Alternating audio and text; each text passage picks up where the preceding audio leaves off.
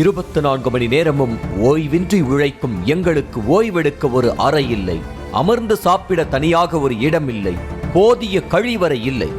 இவ்வளவு ஏன், மருத்துவமனையின் அனைத்து இடங்களிலும் சிசிடிவி கேமரா கூட இல்லை என்பதே இந்த மருத்துவர்களின் மனக்குமுறல்.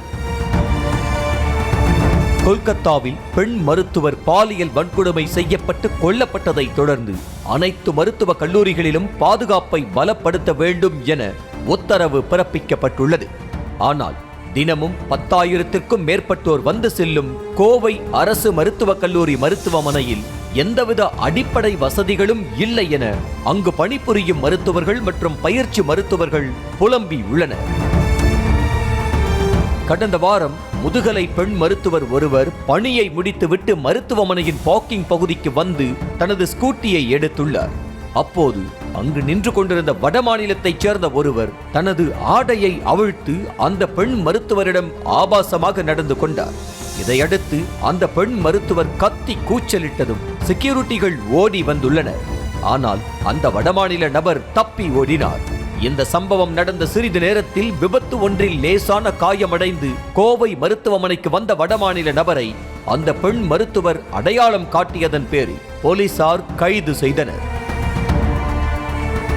இந்த சம்பவத்தை குறிப்பிட்டு பேசிய மற்றொரு பெண் மருத்துவர், முதுகலை பெண் மருத்துவரிடம் வடமாநில நபர் ஆபாசமாக நடந்து கொண்ட பார்க்கிங் பகுதி உட்பட மருத்துவமனையின் முக்கியமான இடங்களில் சிசிடிவி கேமரா பொருத்தப்படவில்லை என்று வருத்தம் தெரிவித்தார். சிசிடிவி கேமரா கேட்டிருந்தோம். சிசிடிவி கேமரா எங்க ஜிஹெச்ல நடந்த இஷ்யூ நடந்த அந்த பிளேஸ்லயே வந்து சிசிடிவி கேமரா இல்ல. அப்ப இஷ்யூ நடந்தப்போ இப்பவுமே எதுவுமே வந்து இம்ப்ளிமெண்ட் அங்கங்க செட் பண்ணல.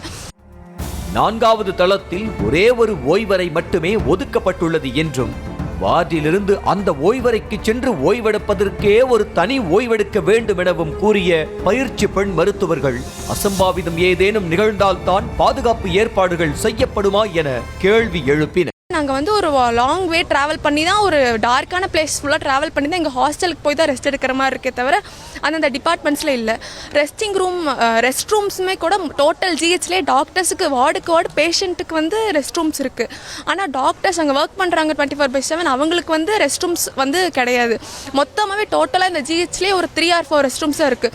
ஸோ ஹெக்டிக்கான ஒர்க் பண்ணுற ஒரு பிளேஸில் ஒரு ரெஸ்ட் ரூம் போகணும் அப்படின்னாவே ஒர்க் எல்லாத்தையும் விட்டுட்டு ஒரு லாங் ட்ராவல் பண்ணி தான் போகிற மாதிரி இருக்குது. இல்லை அப்படின்னா ஒர்க்கெல்லாம் முடிச்சுட்டு போற மாதிரி தான் இருக்கு. இதேபோல் தங்கள் விடுதி இடிந்து விழும் நிலையில் உள்ளதாக கூறிய பயிற்சி ஆண் மருத்துவர்கள் போதிய அளவில் கழிவறை இல்லாததால் தங்களுக்கே அடிக்கடி உடல் உபாதை ஏற்படுவதாக கூறினர். ஹாஸ்டல் பார்த்தீங்கன்னாக்கா ஒரு பழைய பில்டிங், ரொம்ப பழைய பில்டிங்காக இருக்கும். அது அந்த பில்டிங்கில் பார்த்தீங்கன்னாக்கா ஒரு குட்டி ரூம், ரொம்ப எவ்வளோ எனக்கு அளவு தெரியல, ரொம்ப குட்டி ரூமாக இருக்கும். அங்கே வந்து ஒரு 4-5-6 பேர் இருக்க மாதிரி இருக்கும். அந்த பில்டிங்கில் ஒரு ரூமுக்கு 5-6 பேர் இருக்கணும். ரொம்ப சுத்தமாக இடமே இருக்காது, ரொம்ப கன்ஜஸ்டடாக இருக்கும். ரெஸ்ட் ரூம்ஸ் பார்த்தீங்கன்னா ஒரு 2 ஃப்ளோருக்கு ஒரு ஃப்ளோர் 4 ரெஸ்ட் ரூம் இருக்கும். அதில் இருக்க ஒரு ரெஸ்ட் ரூம் 2 ரெஸ்ட் ரூம் இதாகும். இது குறித்து மருத்துவக் கல்லூரி மருத்துவமனை முதல்வர் மருத்துவர் நிர்மலாவிடம் கேட்டபோது மருத்துவர்களின் கோரிக்கைகள் அனைத்தும் கூடிய விரைவில் நிறைவேற்றப்படும் என்றும் அதற்கான உரிய நடவடிக்கைகள் மேற்கொள்ளப்பட்டு வருவதாகவும் தெரிவித்தார். அந்த ஏரியாவில் ஏதாவது இந்த மாதிரி இஷ்யூஸ் வரக்கூடாதுங்கிறதுக்காக அங்கேயும் உரிய மின்விளக்குகளை போடணும்னு சொல்லியிருக்கிறோம். சிசிடிவி கேமராவையும் நம்ம இன்ஸ்டால் பண்ணணுங்கிறத சொல்லிக்கிறோம். இந்த கூடிய விரைவில் வந்து வரும் காலங்களில் வந்து நம்ம அது பண்ணுறதுக்கு உரிய நடவடிக்கைகள் எடுக்கப்பட்டிருக்கிறது. அது வந்து செயல்படுத்தப்படும் என்பதை இந்த நேரத்தில் தெரிவிச்சுக்கிறேன். செய்திகளை உடனுக்குடனும் துல்லியமாகவும் தெரிந்து கொள்ள சப்ஸ்கிரைப் பண்ணுங்க.